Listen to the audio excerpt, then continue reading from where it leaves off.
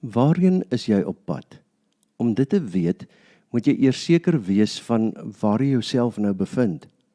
'n Hoof fokus van ons as Christelike kerke is die feit dat ons vasglo dat ons uit genade deur Christus vrygemaak is. Ons is vrygemaak van sonde en skuld. Ons is vrygemaak vir 'n lewe en in 'n lewe waarin ons met vreugde en verantwoordelikheid vir God, ons naaste en die res van die skepping dien. Julle geliefdes, julle is tot vryheid geroep, skryf Paulus vir die gemeente in Galasiërs 5 vers 13. Dit geld ook vir ons. Ons kan God dank vir die vryheid wat hy vir ons moontlik maak deur sy seun Jesus Christus.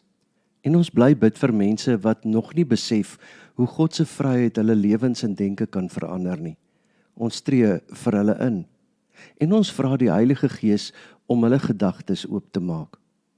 Ons is deur God geroep om as kerk vir mense te wys hoe om as vrygemaakte mense te leef.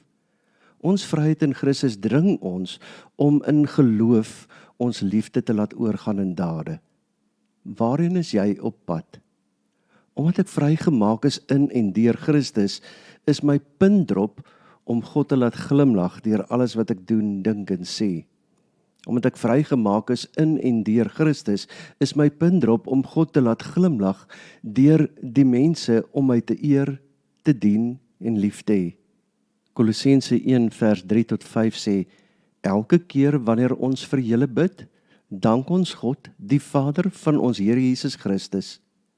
Dit doen ons want ons het gehoor van julle geloof in Christus Jesus en die liefde wat julle vir al die heiliges het, op grond van die hoop wat in die hemel op julle wag. Ons hoop wat in die hemel vir ons bewaar word, motiveer ons om dankbaarheid te lewe. In Paulus se brief aan die Kolossense dank hy God voortdurend in sy gebede. Paulus begin dikwels sy briewe of met danksegging of met lofprysing aan God. Dit was daarom natuurlik dat toe Paulus vir die kerk in Kolosse gebid het, die gebed oorgeloop het van dankbaarheid. Paulus skryf in vers 3 dat ons God altyd moet dank. Paulus se gebedslewe het oorgeloop van dankbaarheid. Wonderlike dinge was besig om te gebeur. Waarheen is jy op pad? Jy is op pad na 'n lewe van dankbaarheid. Mense het geglo in Christus Jesus en hierdie gelowiges se lewens het oorgeloop van liefde. 'n Stukkie hemel op aarde. Verloste mense wat hulle liefde vir mekaar uitleef en in dankbaarheid lewe. Tog het hulle vir God die eer daarvoor gegee, deurdat hulle vir God die Vader daarvoor dankie gesê het, eerder as om hulle self geluk te wens vir 'n taak wat knap gedaan was, of vir die geloof wat hulle gehad het. Wat was die rede vir Paulus se dankbaarheid? Paulus het God eerstens gedank vir die geloof van die Kolossense. Dit verwys na hulle vertroue in die persoon en werk van Christus. Dit het die grondslag gevorm van dit wat hulle, deur die Heilige Gees, in 'n lewende verhouding met Christus gebring het. Die Kolossense se geloof word omskryf as geloof in Christus. Waarheen is jy op pad? Jy is op pad na geloof in Christus en nie na geloof in jou geloof nie. Soms het ons mos geloof in ons geloof. Wat bedoel ek daarmee? Soms dink ons dat ons geloof iets is wat ons doen. Ek is so goed want my geloof is so sterk. Die fokus behoort egter geloof te wees wat in Christus gesetel is. Ek glo dit wat Jesus vir my en in my plek gedoen het. Dit is nie my geloof wat so groot is nie, maar my verlosser wat so groot is. Die Bybel sê mos dat as ons geloof gehad het, so groot soos 'n mosterdsaadjie, sou ons vir 'n berg kon sê om te skuif en dit sou gebeur. Ons geloof is dus eintlik baie klein, maar ons God is baie groot. Ook bedank Paulus vir God vir die liefde wat die gelowiges in Kolosse het. Sien, selfs ons liefde vir mekaar is nie uit onsself nie. God gee vir ons liefde vir mekaar. Ons kan net lief hê omdat ons glo in 'n God se liefde vir ons. Ons kan net lief hê omdat ons glo in God se liefde vir die mense rondom ons. Liefde is volgens hierdie gedeelte die vrug van 'n aktiewe geloof in Christus. Waarheen is ons op pad? Jy's op pad na 'n geloof wat prakties word in hoe jy liefhet. 1 Petrus 1 vers 22 sê, omdat julle innerlike in gehoorsaamheid aan die waarheid tot ongeveinsde broederliefde gereinig het, moet julle mekaar innig met rein harte lief hê. Liefde vir mekaar is die vrug en die getuienis van jou verhouding met die Here Jesus deur 'n aktiewe geloof in hom. Johannes skryf in Johannes 15 vers 9, net soos die Vader my liefhet, het ek julle ook lief. Bly dan in my liefde. En in 1 Johannes 3 vers 14 lees ons weet dat ons uit die dood oorgegaan het na die lewe, omdat ons broers liefhet. Wie nie liefhet nie, bly in die dood. Maar Paulus was ook dankbaar vir die hoop van die Christene in Kolosse. Die hoop wat hier beskryf word, is dit wat vir ons in die hemel bewaar word. Die stoorplek is die hemel, 'n plek van veiligheid en beskerming, waar die korrupsie en sonde van hierdie wêreld dit nie kan aanraak nie. Paulus is dankbaar vir die gelowiges se geloof, liefde en hoop. Geloof, hoop en liefde, soos 1 Korintiërs 13 dit ook sê, nê? Waarheen is jy op pad? Jy is op pad na 'n lewe voor God, wat gekenmerk word deur praktiese geloof, hoop op God en praktiese liefde tot God, jouself en almal rondom jou. Jou puntdrop is geloof, hoop en liefde. Paulus sê vir God dankie vir jou geloof, jou liefde en jou hoop. Hoe het hierdie Christene geloof, hoop en liefde ontvang? Kolossense 1 vers 3 tot 5. Elke keer wanneer ons vir julle bid, dank ons God die Vader van ons Here Jesus Christus. Dit doen ons, want ons het gehoor van julle geloof in Christus Jesus en die liefde wat julle vir al die heiliges het, op grond van die hoop wat in die hemel op julle wag. Julle het al hiervan gehoor toe die woord van die waarheid, die evangelie, julle bereik het. Die oomblik wanneer jy die evangelie ontvang, met ander woorde, wanneer jy die verlossing in Jesus Christus ontvang, word geloof, hoop en liefde deel van jou lewe. Die evangelie is vir die hele wêreld bedoel. Dieselfde evangelie wat die Kolossense bereik het, is die evangelie wat oor die wêreld versprei. Dit is die oorsprong van lewe en groei. Dit versprei en dra vrug. Wanneer die evangelie gehoor en geglo word, verander lewens radikaal. Hoor Paulus se boodskap, ek skaam my immers nie vir die evangelie nie, want dit is die krag van God tot verlossing vir elkeen wat glo, eerste vir die Jood, maar ook vir die Griek, sê Romeine 1 vers 16. En tog voel Paulus dat geloof, hoop en liefde nie die einddoel kan wees nie. Dit was nie voldoende nie.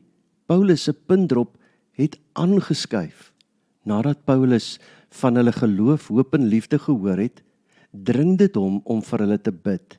Kolossense 1 vers 9 tot 11. Daarom dan, van die dag dat ons dit gehoor het, hou ons nie op om vir julle te bid nie. Ons bid dat julle vervul mag word met die kennis van God se wil, deur al die wysheid en die insig wat die Gees gee, om 'n lewe te lei wat die Here waardig is, en hom in alles tevrede te stel, terwyl julle vrug dra deur elke goeie werk en groei in die kennis van God, en deur die mag van sy heerlikheid al die krag ontvang om geduldig in alles te volhard. Waarheen is jy op pad?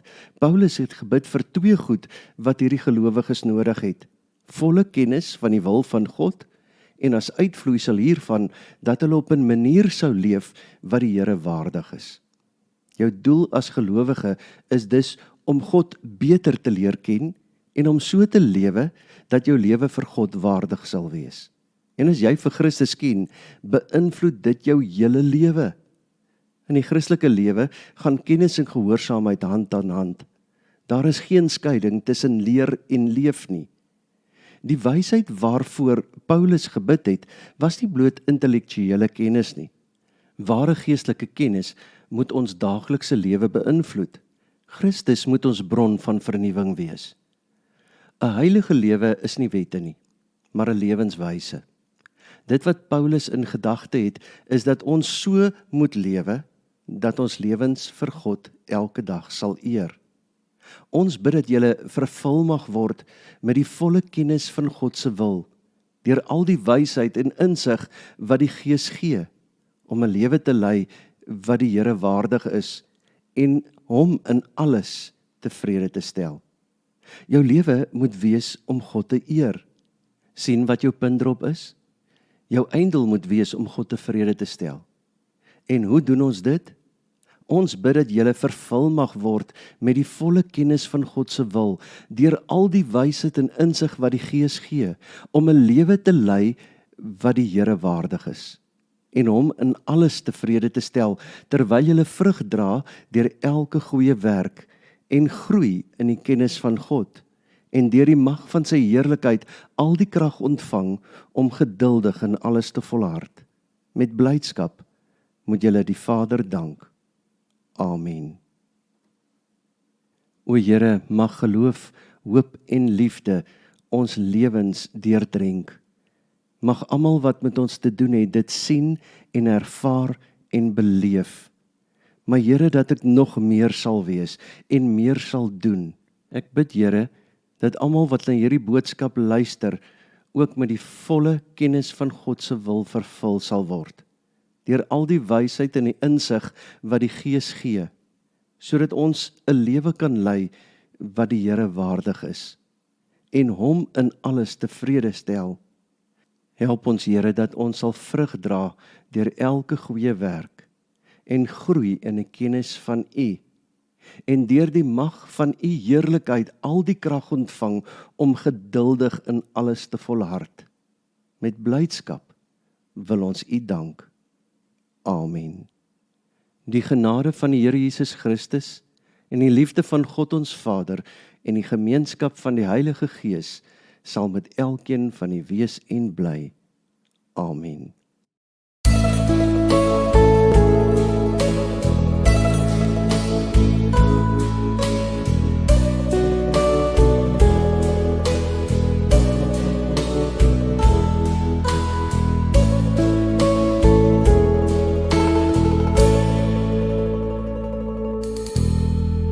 Laat Heer U vrede deur my vloei. Waar haat is, laat ek daar U liefde bring. Laat ek in pyn en smart vertroostend wees, en krag gee deur geloof in U, o Heer. Heer, help my om altyd so te leef, om ander hoër as myself te ag, ja, om lief te hê, ander bo myself, en ook eerder te gee as te verwag. Laat Heer U vrede deur my vloei, en laat ek hoop gee waar daar twyfel is. Ek wil U lig in duisternis laat skyn, laat ware vreugde altyd uit my straal. O Heer, help my om altyd so te leef, om ander hoër as myself te ag, ja, om lief te hê, ander bo myself, en ook eerder te gee as te verwag. Laat Heer U vrede deur my vloei, leer my om ook soos U te kan vergeef, maak my bereid om aan myself te staan, dat ander U al meer in my kan sien.